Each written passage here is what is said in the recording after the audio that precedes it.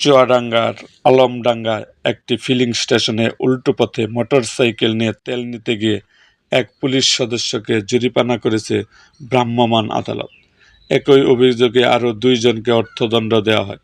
বৃহস্পতিবার 16 এপ্রিল সকাল 11টার দিকে আলমডাঙ্গার হক ফিলিং স্টেশনে এই অভিযান পরিচালনা করেন চুয়াডাঙ্গা জেলা প্রশাসনের সহকারী কমিশনার ও এক্সিকিউটিভ ম্যাজিস্ট্রেট শাকিল মোহাম্মদ শাফিউল্লাহ।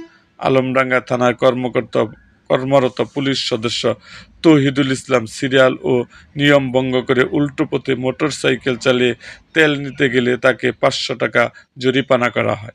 এছাড়া আইন অমান্যের দায়ে আরও 2 জনকে মোট 2000 টাকা জরিমানা করা হয়। এদিকে ফিলিং স্টেশনে দায়িত্ব পালনরত ট্র্যাক অফিসাররা অসন্তোষ প্রকাশ করেছেন।